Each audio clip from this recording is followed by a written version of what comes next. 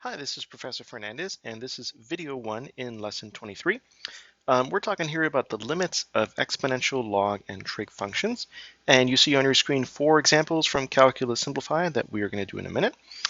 Before starting, I just want to point out that because this is a topic about limits, specifically about these families of functions, and it's lesson 23 in this course, right? We've already talked a lot about limits earlier in the course. Specifically in lesson 5 and in the videos for lesson 6. So have a quick look at those if you want a review of limits, continuity, and the limit laws, most of which we're going to be using in this video. Okay, so let's go ahead and dive in then to these 4 examples. I'm going to go kind of in order here, starting on the left-hand side. So this one says, example 2.12, evaluate the limit as x goes to 0 of e to the minus x squared. So we haven't talked too much about limits at this point in the course. You know, we've been really deep into derivatives and applications to derivatives, and we're coming back now to limits. So to find this limit, remember first of all that this is a two-sided limit. So there is no, from the right or from the left here to indicate that. And also remember how limits work, right? So lots and lots of different things to recall. Limits approach indefinitely but never arrive, meaning that we don't actually care what the value at x equals 0 is of this function. We only care what the value it approaches is as x approaches 0. That value may not exist. Remember that limits don't always exist. But then also we have, like I mentioned earlier, all sorts of ways to make our lives a little easier, right?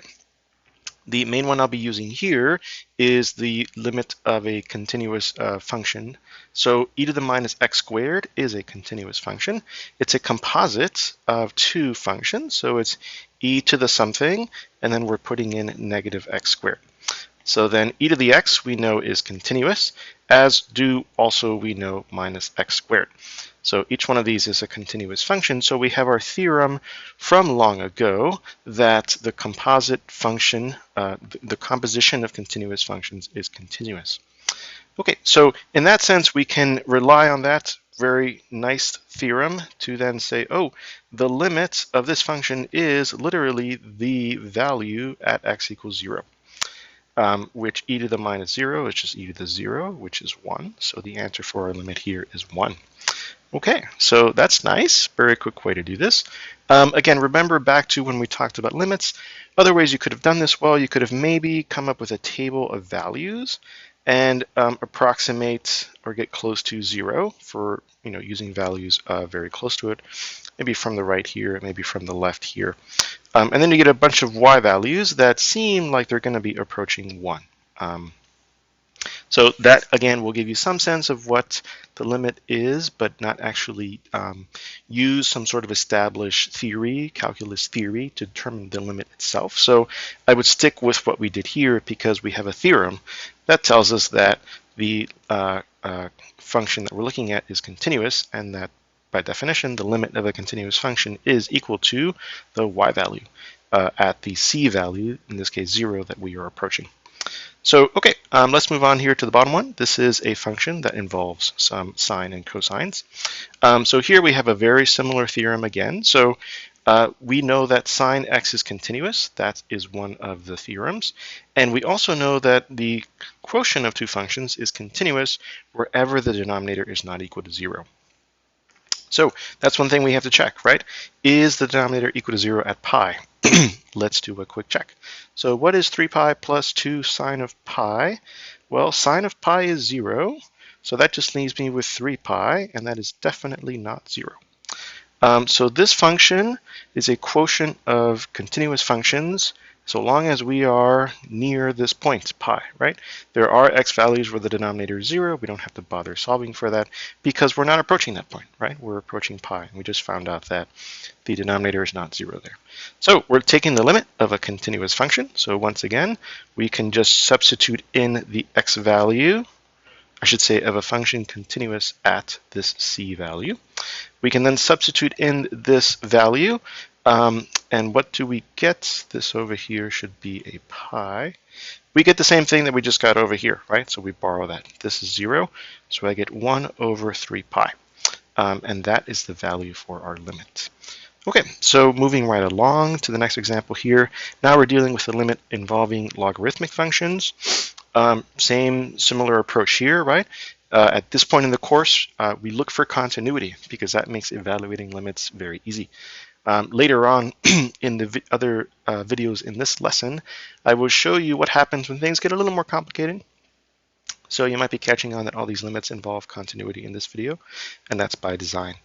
Okay, so for this example, once again, we have a function that is continuous as on its domain, right? As long as t is bigger than 0, log of t is continuous. You might be saying, but what about log of t squared, right? And that's one thing that we want to remember can be converted to 2 log of t based on the properties of logarithms. So we reviewed those properties, I believe, perhaps in the previous video. I can't remember exactly. Previous lesson, maybe 22. I would look around the YouTube page.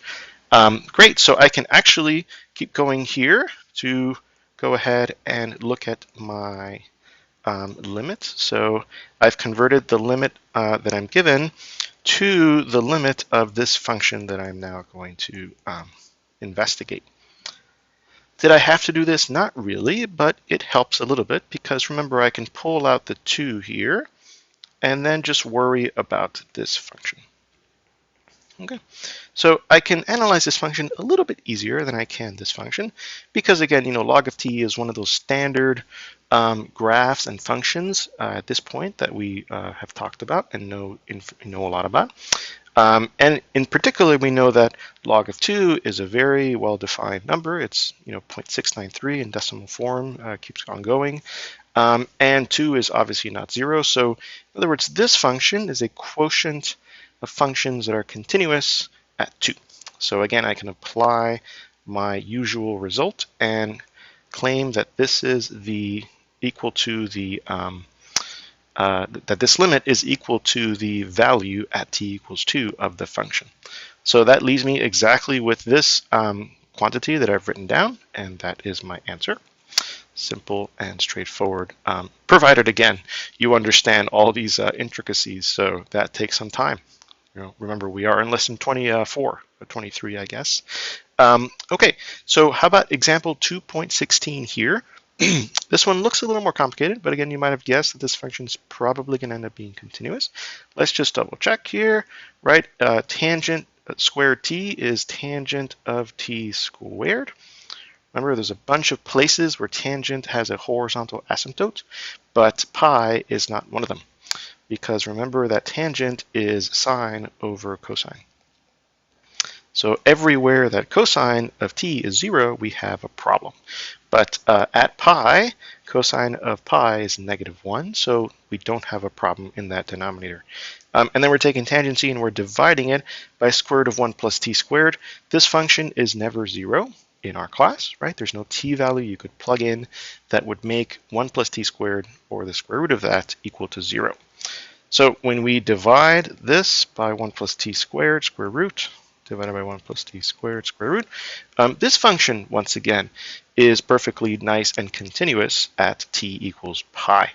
So once again, we get to just plug in our t value. This becomes tangent squared pi divided by square root of 1 plus pi squared. Okay, values for pi, for tangent at pi. Remember that because it's equal to sine over cosine, and because sine of pi is 0 and cosine of pi is -1, then in the numerator, we have 0 over -1 squared. And in the denominator, we have square root of 1 plus pi squared. And that just gives a 0 because of that one. So I get 0 as my limit.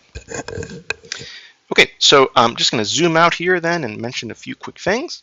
As I said earlier, you've by now realized that all of these examples can be done using theorems about continuous functions, right? First of all, identifying that these functions are continuous, like composite of continuous functions is continuous. That's the first thing we did over here. And then noting that what it means to be continuous is that the limit as x approaches c, whatever c is, of the function equals f of c.